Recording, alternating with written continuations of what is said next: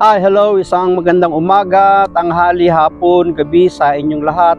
Anong oras man ninyo na napapanood ang video ito, tayo muli tutunghay ng pagbasa para sa araw po ng Biyernes, February 2, 2024. Hahanguin po natin sa mabuting balita sa Ebanghelyo ni San Lucas. Ang kabanata ay 2, mga talatang 22 hanggang 33 at aabot ng hanggang 40. Nang dumating ang araw ng paglilinis sa kanila ayon sa kautusan ni Moises, si Jesus ay dinala ng kanyang mga magulang sa Jerusalem upang iharap sa Panginoon sapagkat ayon sa kautusan, ang bawat panganay na lalaki ay nakatalaga sa Panginoon.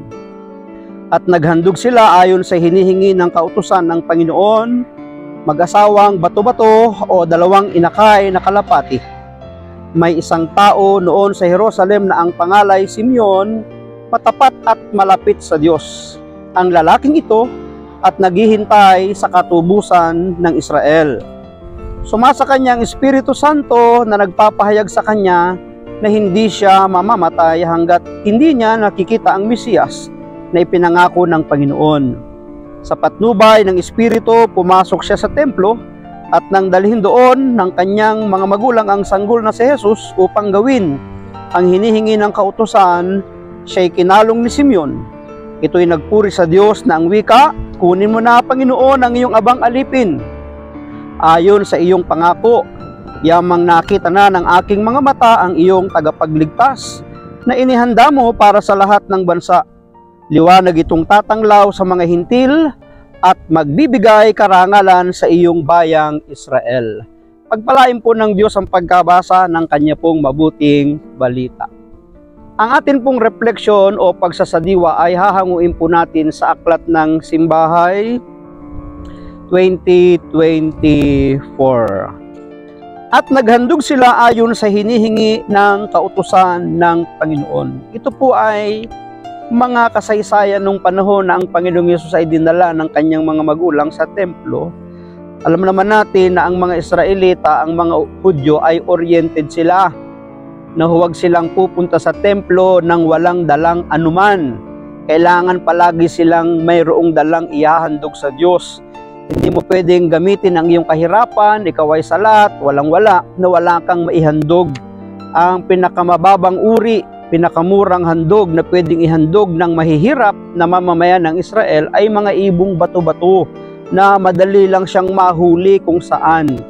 So may effort na dapat gawin ang sinumang tao na pupunta sa templo. Huwag kakaligtaang magdala ng anumang ihahandog. Kung ano ang puno, siya ang bunga. Ang masunuring si Jesus ay nakakita ng isang matibay na halimbawa ng pagtalima sa kalooban ng Diyos sa kanyang mga magulang na sina Maria at Jose. Sa paghahandog sa templo, nahayag ang magandang pag-uugali ng mga magulang ng ating Panginoon. Naghain sila ng alay sa templo ayon sa kautusan ni Moises. Maaring ito'y kautusan ni Moises na iniutos naman ni Yahweh kay Moises na gawin ng lahat at ng bawat Israelita ang paghahandog sa tuwing sila ay pupunta o makakarating sa templo. Ang pagtalima at pagsunod ay daan upang ihayag at ibuhos ng Diyos ang kanyang biyaya sa kanyang mga hinirang. Ang pag-aalay ng sarili sa Panginoon ay pagsuko at pagtanggap sa kanyang dakilang hangarin para sa atin. Pagdating sa bagong tipan, itong ating katawan ang pinakamasamyong handog para sa Diyos, iatin ng buong puso, isip, lakas at kaluluwa. Sa pagtalima, hinahayaan nating mangyari sa ating mga buhay ang kalooban ng Diyos at nakatitiyak tayo na magbubunga ito ng maganda, hindi lang para sa atin, kundi lalo at higit para sa ating kapwa. Alam naman natin, pag natutunan natin talima sa mga kalooban at batas-utos ng ating Panginoon, hindi lang tayo nagiging masamyong handog, kundi kapaki-pakinabang din tayo sa ating kapwa na tayo ay napagtutularan. Maraming salamat at pagpalain po tayo ng ating Panginoon. Ang lagi ko lamang palaging sinasabi, I love you with the love of the Lord. Bye-bye and bye-bye.